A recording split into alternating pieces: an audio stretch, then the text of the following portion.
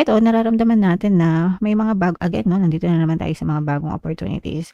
Natatakot kayong makipagsapalaran pero may mga nag-e-encourage din sa inyo 'no, na subukan mo, parang gano'n 'no. Kasi wala namang mawawala 'pag susubukan mo and kapag hindi naman sumakses, puwede mo naman, i-try ulit next time. Parang may nagbibigay sa inyo ng boost of encouragement, may nagbo-boost sa inyo mga kapiksi. Nagpo-provide sa inyo ng encouragement na ituloy mo, i-go mo 'no. So, kung sila naniniwala sa inyo dapat kayo din guys maniwala kayo sa, sarili niyo mga kapiksi kasi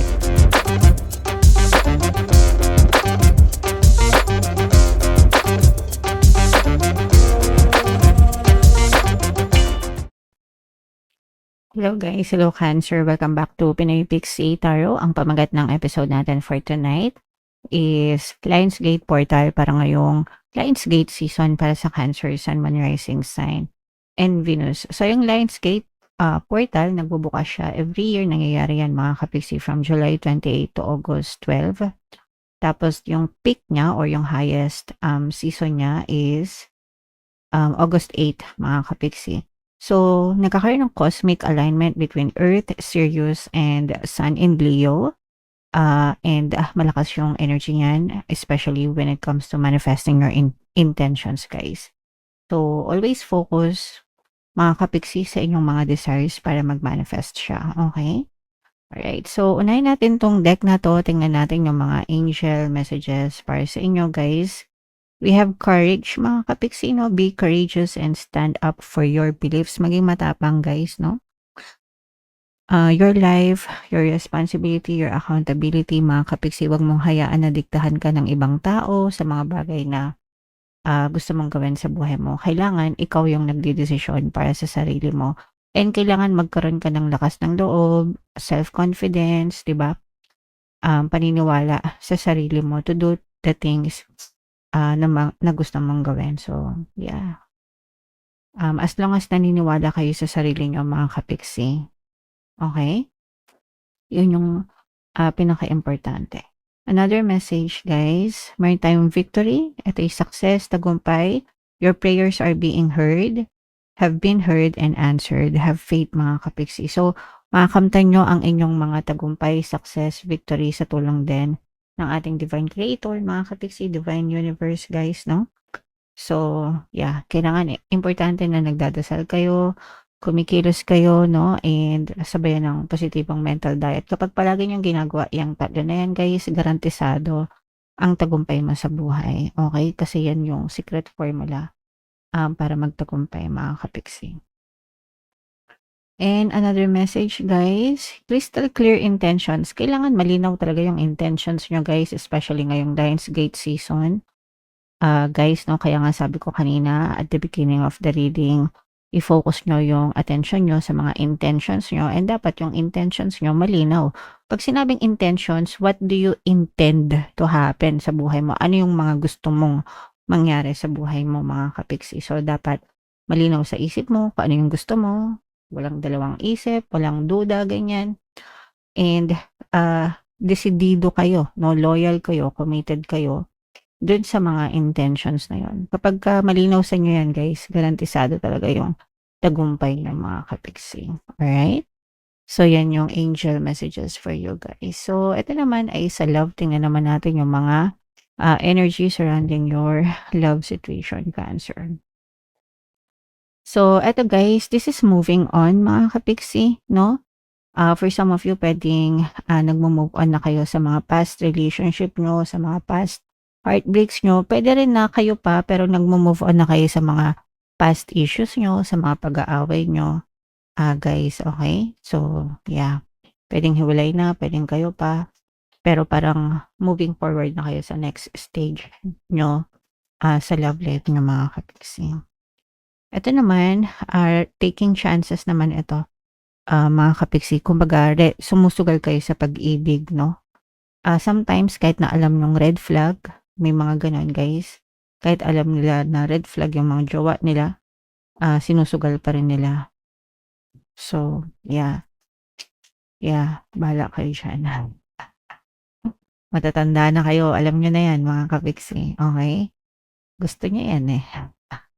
Ito naman, abundance mindset pagdating sa love, no? Pagdating sa relationship, mga kapiksi. Ibig sabihin, positive yung mindset nyo tungkol sa person nyo, positive yung mindset na tungkol sa relationship, and you're actually grateful, no? Na siya yung person nyo or siya yung ka-relationship nyo, mga kapiksi. So, very positive. Ayan, guys. Alright, so comment down below if naka-resonate kayo dyan, Cancer. So, shuffle natin to guys. Ito naman yung sa, ito yung deck na gagamitin natin. So, habang sinashuffle ko to guys, panoorin nyo muna yung video natin regarding sa ating paano mag-manifest ng abundance video course. Kapiksi, sawa ka na ba sa mga struggles at hirap sa buhay mo? Masipag ka ba at masikap sa buhay ngunit hindi ka pa rin umaasenso? Ilang beses ka na bang nag-attempt mag-negosyo at mag-invest pero palagi ka pa rin nalulugi? Sa pagkakataon na ito ay maaaring may subconscious beliefs ka na nagiging balakid sa iyong pag-unlad at pagyaman. Introducing, paano mag-manifest ng abundance video course. Dito ay matututunan mong ma-overcome ang mga balakid mo para tuluyan ka ng umunlad, umasenso, sumagana, maging matagumpay, successful at maswerte sa iyong kabuhayan, pera, trabaho, negosyo, salapi at kaperahan ng bonggang-bongga. Dali, mag-send na ng email sa pinoypixie@gmail.com at simulan na ang iyong pagyaman ngayon. Alright, so sa lahat ng gusto mag-avail ng course guys, mayroon tayong paano mag-manifest ng abundance video course, paano mawala ang third party at magkaroon ng harmonious na relationship, paano pabalikin si ex, reverse breakup sa mga interesado guys. Mag-send lang kayo ng email sa pinoypixie@gmail.com.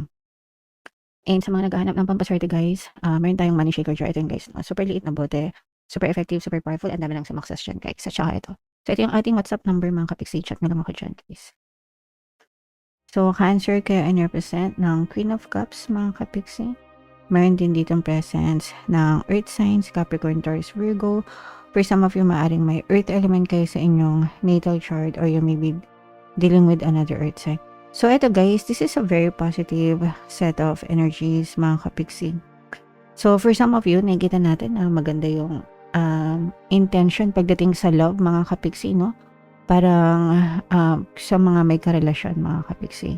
Or kung bago-bago pa lang kayo sa relationship guys, for some of you, pwedeng single tapos merong magko-confess ng kanilang nararamdaman towards you, and itong person na to, mararamdaman mo agad yung totoong intention niya sa'yo. Parang ipapakita niya agad, ilalabas niya agad sa'yo yung totoong pagkatao niya, yung totoong intention niya. And this person is sincere pagdating sa kanyang mga revelation guys, okay? And kung kayo naman ay currently in a relationship na mga kapiksi, habang tumatagal nakikita nyo yung sincerity nitong person nyo. Nakikita nyo kung gaano siya katino pagdating sa relationship mga kapiksi. So you are blessed guys, no? Pagdating sa relationship, kaya sana makaresonate kayo dyan guys, kasi hindi lahat ay nakaka-resonate sa magandang love reading mga kapiksi. Alright? And for some of you naman guys, ito may mga malaking opportunities or mga magagandang opportunities na dadating sa inyo guys, but parang hindi pa kayo masyadong desidido, no? Parang pag-iisipan nyo pa. Kaya nga guys, lumabas itong message na crystal clear intentions. Kailangan alam nyo kung ano yung intentions nyo sa buhay para may direction kayo. Para pag dumadating yung mga gantong instances na kailangan nyo magdesisyon, alam nyo na agad yung desisyon nyo, mga kapiksi. Okay? Kasi minsan, etong mga opportunities na to, minsan lang dumating, tapos matagal ka na ulit mag-aantay kapag pinalipas mo. Okay? So yeah, make sure na maliwanag sa inyo yung mga intentions nyo sa buhay guys, para hindi kayo magsisi mga kapiksi. Alright? And for some of you naman, maaaring may karma na bumalik sa inyo guys. Either good karma or bad karma. Depende sa mga intentions nyo. Again, so good intentions, good karma. Bad intentions, bad karma mga kapiksi. Alright? So, what else? Tingnan pa natin. Ito guys, i-mind nyo na to. Harmonious na relationship, good intentions mga kapiksi. Ito mga magagandang opportunities na to guys. Yung iba sa inyo mga guys, no, pwedeng nakaka-experience kayo ng mga toxicities, especially pagdating sa workplace guys. Pwedeng toxic yung mga boss nyo, tapos pwede rin nabubuli kayo ng mga kasamahan nyo sa trabaho, mga kapiksi.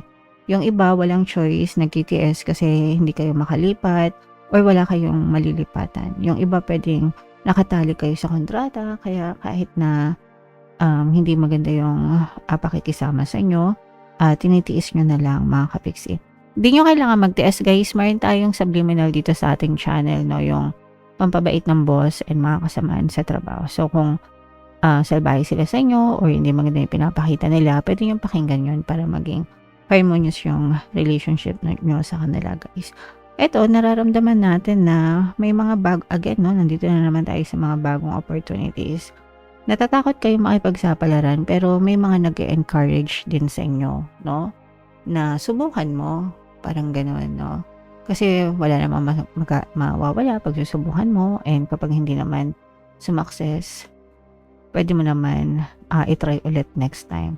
Parang may nagbibigay sa inyo ng boost of encouragement. May nagbo-boost sa inyo, mga kapiksi. Nagpo-provide sa inyo ng encouragement na ituloy mo, i-go mo, no? So, kung sila naniniwala sa inyo, dapat kayo din, guys, maniwala kayo sa sarili nyo, mga kapiksi. Kasi, maaaring may mga magandang epekto ito sa'yo. And hindi mo malalaman yon kung hindi mo susubukan.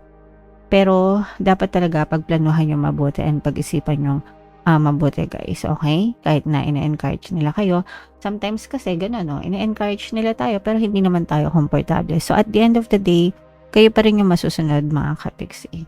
So, i-consider nyo yung sinasabi nila, tapos i-consider nyo rin yung nararamdaman mo, and then, tsaka ka mag-decide. Okay? At the end of the day, ikaw pa rin yan, mga kapiksi. Alright? Okay, so yeah. Comment down below if naka-resonate kayo dyan, mga kapiksi. And yung mga magaganda dito, like itong mga bagong opportunities na to guys, itong harmonious na relationship, itong mga good karma. Yan, i-mind nyo sa comment section. Yan yung mga positive energies na nakita natin for you, Cancer. For more tarot readings guys, ito yung playlist nyo.